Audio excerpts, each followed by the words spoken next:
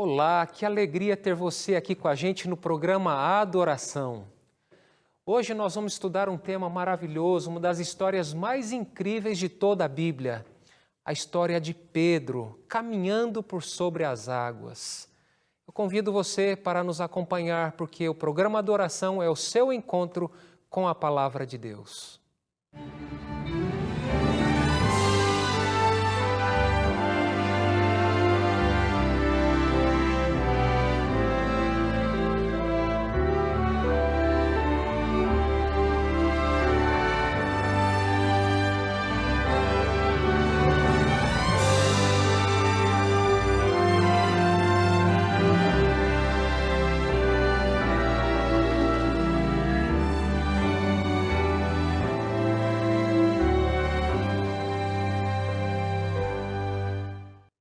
Que bom que estamos juntos aqui para estudarmos a Palavra de Deus.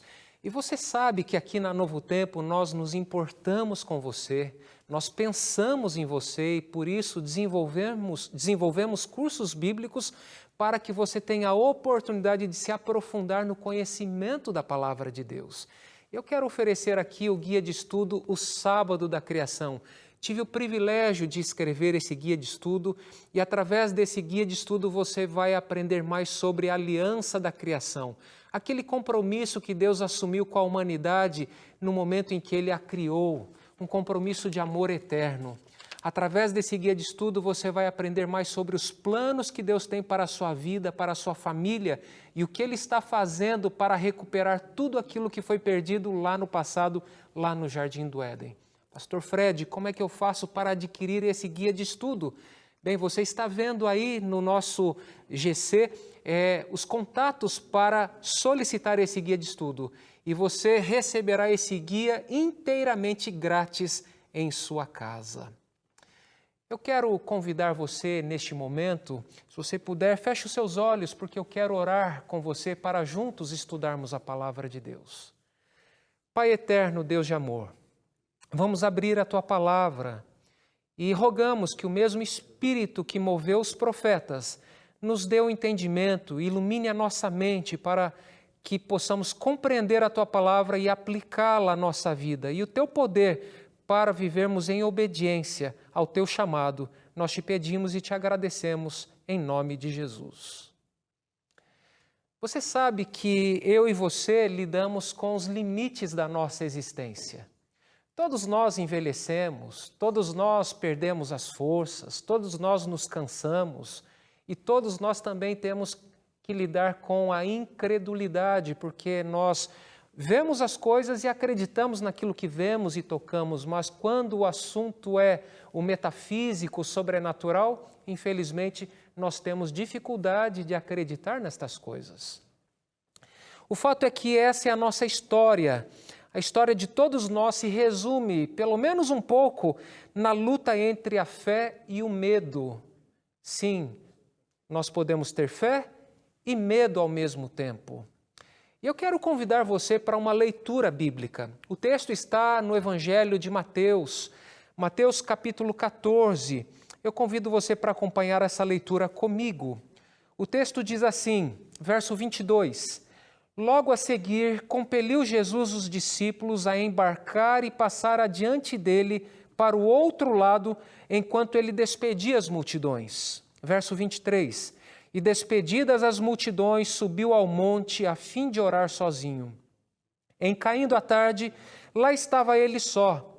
Entretanto, o barco já estava longe, a muitos estádios da terra, açoitado pelas ondas, porque o vento era contrário. Na quarta vigília da noite, isto é, às 3 horas da manhã aproximadamente, a partir das 3 horas da manhã, então na quarta vigília da noite, Jesus foi ter com eles andando por sobre o mar. E os discípulos, ao verem-no andando sobre as águas, ficaram aterrados, com muito medo, e exclamaram, é um fantasma! E tomados de medo, gritaram. Mas Jesus imediatamente lhes disse, tende bom ânimo, sou eu, não temais. Respondendo-lhe Pedro, disse, se és tu, Senhor, manda-me ir ter contigo por sobre as águas. E ele disse, vem. E Pedro, descendo do barco, andou por sobre as águas e foi ter com Jesus. Reparando, porém, na força do vento, teve medo e, começando a submergir, gritou: "Salva-me, Senhor, salva-me!" E prontamente Jesus, estendendo a mão, tomou-o e lhe disse: "Homem de pequena fé, por que duvidaste?" Subindo ambos para o barco, cessou o vento, e os que estavam no barco o adoraram, dizendo: "Verdadeiramente és Filho de Deus." Que história impressionante! Eu quero dar aqui um breve contexto sobre este milagre. Jesus tinha acabado de multiplicar os pães diante de uma multidão. Aquela multidão havia passado o dia ali com ele e já era a tardezinha e aquela multidão estava com fome. E Jesus achou necessário supri-los com alimentos antes de despedirem a multidão. Então Jesus fez aquele milagre, a multiplicação dos pães, e alimentou aquela multidão. As pessoas que se alimentaram quiseram fazer de Jesus rei e começaram a falar a esse respeito: vamos coroá-lo rei. Se ele pode nos alimentar, ele também pode nos governar. Mas Jesus não veio a este mundo para exercer um governo terrestre, para subjugar as nações. Ele veio para nos salvar. Ele veio para morrer pelos nossos pecados. E Jesus então despediu as multidões, deu uma ordem para os discípulos: vocês vão entrar no barco e vão passar para o outro lado do mar, que era um lago muito grande, o mar da Galileia. E Jesus então, depois de despedir as multidões, se despedir dos discípulos, ele vai para o monte a fim de orar e orar sozinho. E ali então ele tem aquele contato com Deus para se fortalecer. Esse é o contexto desse milagre. Então os discípulos deveriam atravessar o mar da Galileia. E Pedro era um experiente pescador, e não só Pedro, os demais ali que estavam com ele também tinham essa experiência. E de repente eles são assolados por uma forte tempestade. O texto que nós acabamos de ler, o verso 24, diz: o barco já estava longe, a boa distância da terra, açoitado pelas ondas, porque o vento era contrário. Esse é o verso 24. Então isso significa que os discípulos estavam ali no mar e alta madrugada e sendo açoitados por um vento forte e também por ondas. A pergunta que nós fazemos é: o que aconteceu ali naquele momento, né? Os discípulos naquele momento estavam mais preocupados em se manterem vivos do que chegar ao outro lado da margem. Entretanto, alguém ali viu um vulto, e quando viu aquele vulto, eles ficaram assustados. 3 horas da manhã, um vulto ali diante daquela tempestade. Então eles ficaram com medo, pensaram que fosse um fantasma. E a gente vê como os discípulos ainda estavam envolvidos com algumas crenças populares, porque nós sabemos, não existe fantasma.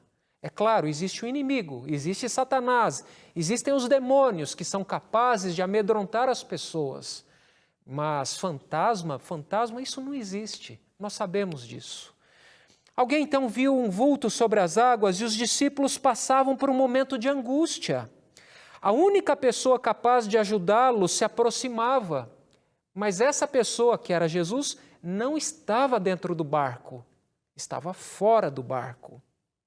Os discípulos se convenceram de que era um fantasma. Só os olhos da fé reconhecem a presença de Jesus Cristo, a proximidade de Jesus Cristo. Em geral, no meio da tempestade, açoitados pelas ondas da desilusão e da dúvida, não reagimos melhor do que os discípulos. Não é verdade? Vamos nos colocar no lugar dos discípulos, diante da dúvida, do medo, da desilusão, do engano, da trapaça. Nós muitas vezes não reagimos melhor do que os discípulos.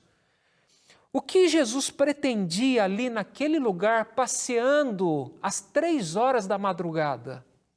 Marcos nos dá uma pista, e eu quero ler o texto de Marcos no capítulo 6, versículo 48 e 49, que diz assim: de madrugada, vendo que os discípulos remavam com dificuldade, porque o vento lhes era contrário, Jesus foi até onde eles estavam, andando sobre o mar, e queria passar adiante deles. Eles, porém, vendo-o andar sobre o mar, pensaram tratar-se de um fantasma e gritaram. O elemento-chave aqui para entender esse texto está no verso 48, quando diz que Jesus queria passar adiante deles. O termo grego aqui, o verbo grego para passar adiante deles é o verbo pererkomai. E esse verbo é um verbo técnico utilizado no Antigo Testamento para situações em que Deus queria se revelar para o seu povo, uma teofania. Eu quero dar um exemplo aqui para você. Êxodo capítulo 33, 22. Esse texto fala do momento em que Deus aparece para Moisés. Moisés pede para ver a face de Deus. E Deus responde para ele: Moisés, ninguém viu a minha face e sobreviveu. Ninguém pode ver a minha face e sobreviver. E então, nessa conversa, Deus diz assim para Moisés: quando a minha glória passar, verso 22, Êxodo 33, 22, quando a minha glória passar, eu porei você numa fenda da rocha e o cobrirei com a mão até que eu tenha passado. É o verbo pererkomai, traduzido do hebraico para o grego, na versão da Septuaginta, que é a versão grega do Antigo Testamento. É um verbo que está associado a uma teofania. O que é uma teofania? É uma revelação da divindade. Outro texto se refere àquele momento de Elias. Elias está refugiado ali numa caverna, entristecido, meio deprimido com tudo aquilo que havia acontecido. Então, aqui no primeiro livro de Reis, capítulo 19, verso 11, Deus disse assim para Elias: saia daí e fique diante do Senhor no monte. Eis que o Senhor estava passando. E Deus também se revela para Elias, e o mesmo verbo, passar, pererkomai. Então, quando esse verbo é utilizado aqui no Evangelho, nesta história em que Jesus está ali, às 3 horas da manhã, andando por sobre as águas, ele queria passar adiante dos discípulos. E esse verbo tem aqui uma ideia, uma relação com uma teofania. Ali a divindade queria se revelar para os discípulos. Deus precisava chamar a atenção do povo por intermédio de uma sarça em chamas, do vento, do fogo, ou caminhando sobre as águas. E nesta história que nós estamos estudando, era caminhando sobre as águas. Agora veja bem, Deus iria chamar cada uma dessas pessoas para fazer algo extraordinário. Chamou Moisés para fazer algo extraordinário. Chamou Elias para fazer também algo extraordinário. Em cada situação, a pessoa que Deus chamou, ela sentiu medo. Certamente Moisés sentiu medo. Senhor, eu já não sei mais falar direito a língua, sou pesado de língua. E Moisés começou a colocar desculpas. E Deus disse: Moisés, eu vou te capacitar. Você é o meu enviado. O mesmo com Elias. Todas as pessoas que foram confrontadas com o chamado de Deus, elas vivenciaram a experiência do medo. Todas elas. Eu me lembro do momento em que eu me senti chamado por Deus para servi-lo como um ministro do Evangelho. E eu posso lhe assegurar, eu senti medo. O medo do desconhecido. Será que eu serei capaz? Mas o foco não está na pessoa, está naquele quem chama a pessoa, porque aquele que chama, capacita. Foi assim com Moisés, foi assim com Elias. Então aqui um detalhe, todos nós temos de lidar com medo. Mas toda vez que essas pessoas disseram sim ao chamado de Deus, elas experimentaram o poder de Deus em sua vida. Impressionante isso. Ao se aproximar dos discípulos, Jesus estava revelando sua presença e poder divinos. Só Deus pode fazer esse tipo de coisa. Só Ele pode caminhar por sobre as águas. É isso que está lá em Jó, capítulo 9, verso 8, onde diz: quem sozinho estende os céus e anda sobre os altos do mar? Quem é este? Deus. E este Deus queria se revelar aos discípulos no meio daquela tempestade. Os discípulos haviam entrado no barco por ordem de Jesus. Este ponto é importante. Aprendemos então que a obediência não serve como garantia de que seremos poupados da adversidade. Os discípulos entraram no barco, Jesus havia ordenado, eles foram obedientes e no meio do caminho eles são surpreendidos por uma grande tempestade. Sabe, o fato de nós obedecermos a Deus não nos protege ou não nos livra das adversidades. Isso é importante. Se você encontrar uma pessoa dizendo para você algo diferente, não acredite nisso. Todos nós, mesmo obedecendo ao Senhor, vamos passar por provas, por adversidades. E ali estavam os discípulos passando por essas adversidades. Aqui o texto continua, né? Como escreveu Dale Brunner, o limite humano é o lugar mais frequente de encontro com Deus. Você já se percebeu passando por uma crise, por uma adversidade, e você busca Deus com perseverança, com insistência? Um dos discípulos ali reconheceu que Deus estava presente até no mais improvável dos lugares. E nós lemos a história quando Pedro ouviu a voz do Senhor dizendo: não tenham medo, sou eu. Pedro disse: Senhor, se és tu mesmo, manda-me ir ter contigo por sobre as águas. Eu quero lhe fazer uma pergunta neste momento. Quais são as características de uma pessoa que anda por sobre as águas? Eu quero descrever aqui algumas dessas características. A primeira delas é que quem anda sobre as águas discerne entre a fé e a loucura. Eu vou dar um exemplo para você aqui. O que é discernir entre fé e loucura? Às vezes a pessoa, por impulso, ela se sente chamada a fazer uma loucura, abandonar a família, abandonar o emprego, e ela decide simplesmente se aventurar. Gente, isso é um perigo. Ninguém está pedindo, Deus não está pedindo para você se aventurar. É verdade que quando Deus nos chama, Ele pode nos chamar para algo meio louco, meio absurdo ao olhar humano. Mas essa pessoa vai ter uma impressão profunda, uma convicção profunda de que ela foi chamada por Jesus Cristo. Aqui, a história tem a ver com discipulado e não meramente uma aventura ou uma situação para se divertir. Pedro não queria se divertir. Pedro queria experimentar o discipulado. Ele queria estar onde Jesus estava.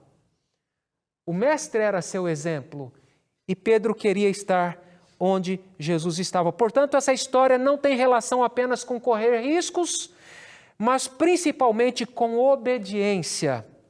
É necessário discernir entre um chamado autêntico de Deus e aquilo que pode ser apenas um impulso maluco de nossa parte.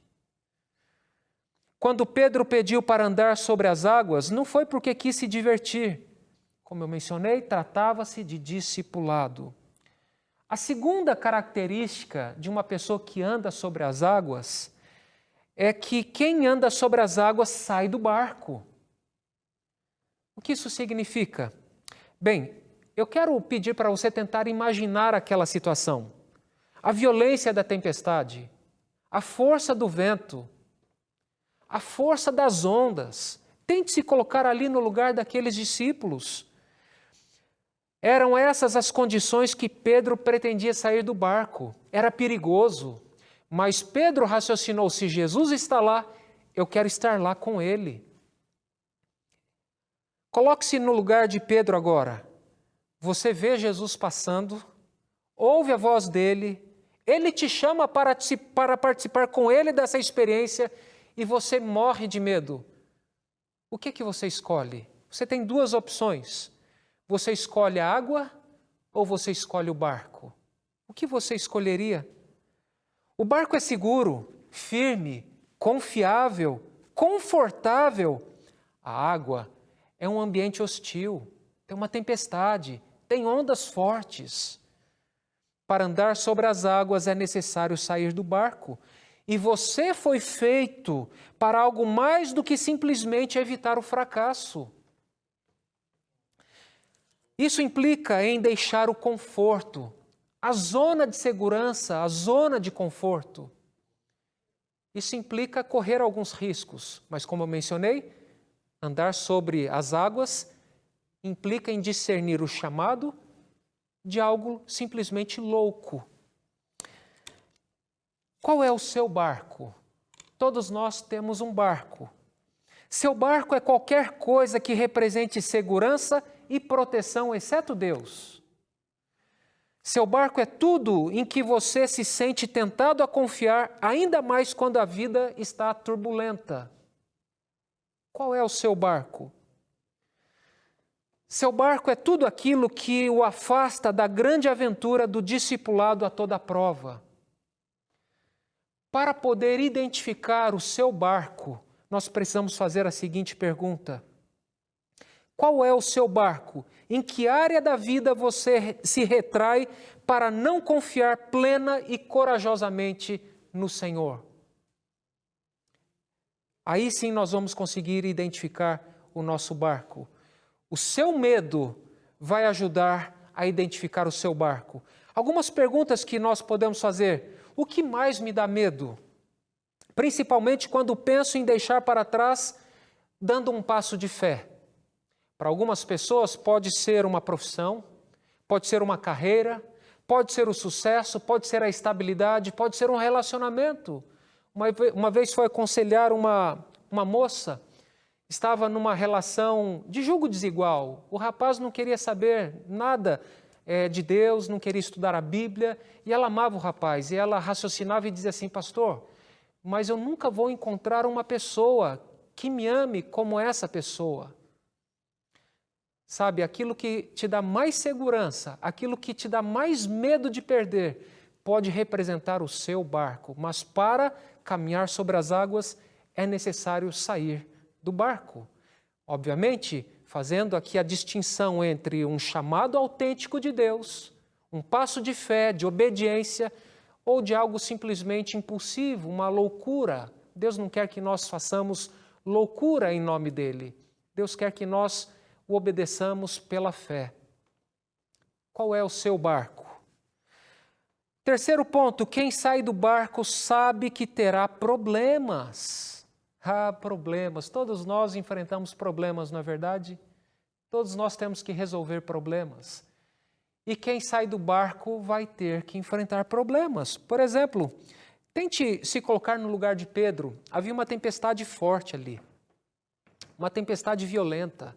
Mas quando Pedro ouve o chamado de Jesus Cristo dizendo, venha, Pedro então ele põe a mão ali na parte lateral do barco, põe o pé sobre a água, percebeu que teve firmeza, colocou o outro pé, a tempestade continuava, a tempestade não passou. Então Pedro, de repente, ele percebe a força do vento, ele percebe a violência da onda e ele teve medo. E naquele momento em que ele tirou o olhar de Cristo, ele simplesmente afundou. Mas ele clamou, Senhor, salva-me. E imediatamente o Senhor estendeu-lhe a mão e o resgatou. Isso significa que na nossa vida, mesmo em obediência, atendendo ao chamado divino, nós vamos enfrentar lutas, vamos enfrentar adversidades. E mesmo que venhamos a afundar, nós temos que nos lembrar de que existe um Deus presente, que está disposto a estender a sua mão para nos resgatar. Então, lembrando você, quem anda por sobre as águas vai ter que enfrentar problemas. Outra característica, quem anda sobre as águas encara o fracasso como oportunidade para crescer. Eu me lembro da história de Thomas Edison. Os biógrafos divergem um pouquinho nas tentativas, na quantidade de vezes que Thomas Edison tentou fazer a lâmpada funcionar. Alguns dizem 2.000 vezes. E imagine, 2.000 vezes tentando fazer uma lâmpada funcionar e não conseguia. Alguém pode dizer assim, ele fracassou. 2.000 vezes, é verdade. mas eu não posso ter uma visão obtusa, limitada do fracasso ou do sucesso. Depende de como você enxerga. Certo dia ele estava trabalhando em sua bancada e sua esposa, um pouco entristecida e chateada com a ausência do seu esposo, foi dizer para ele: olha, amor, o jantar está na mesa. E ele disse: já vou. E ela, um pouco irritada, disse: a sua ausência tem causado um vácuo dentro de casa. Naquele momento, a lâmpada acendeu em sua mente. Tudo o que eu precisava para fazer uma lâmpada funcionar sem que ela estourasse, queimasse, é o vácuo. E eu pergunto para você, será que as 2.000 tentativas anteriores foram um fracasso? É claro que não. Foram diferentes maneiras de aprender como não fazer uma lâmpada. Ele foi perseverante até que conseguiu fazer a lâmpada funcionar. Então nós precisamos entender que quem vai andar por sobre as águas terá que administrar a questão do fracasso. Isso aqui é importante. Vai ter que encarar o fracasso como uma oportunidade para crescer. Todos nós estamos crescendo, todos nós estamos nos desenvolvendo. Por fim, queridos, quem anda sobre as águas aprende a esperar no Senhor. Quando Pedro saiu do barco, a tempestade não havia acabado. Ele afundou no mar. Jesus o resgatou e o levou para dentro do barco novamente. E somente quando entraram dentro do barco que a tempestade se acalmou. Nós precisamos aprender algumas lições. Talvez os discípulos ali tivessem de aprender a esperar no Senhor. E nós também precisamos aprender a esperar no Senhor, no tempo do Senhor. Diz aqui o salmista, Salmo capítulo 40, versículo 1. Esperei com paciência pelo Senhor. Ele se inclinou para mim e me ouviu quando clamei por socorro. Tirou-me de um poço de perdição, de um atoleiro de lama, colocou os meus pés sobre uma rocha e firmou os meus passos. E me pôs nos lábios um cântico novo, um hino de louvor ao nosso Deus. Muitos verão essas coisas, temerão e confiarão no Senhor. Precisamos aprender a esperar no Senhor. Cristo está passando neste momento, talvez, numa tempestade em sua vida. E Ele quer passar adiante para revelar a sua glória para você. E Ele está fazendo-lhe um convite. Saia do barco, venha caminhar por sobre as águas. E é necessário neste momento você dar um passo de fé. Está disposto você a dar esse passo de fé? Eu aprendi uma coisa na minha caminhada cristã.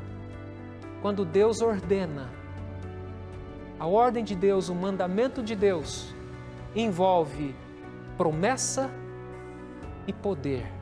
Promessa e poder.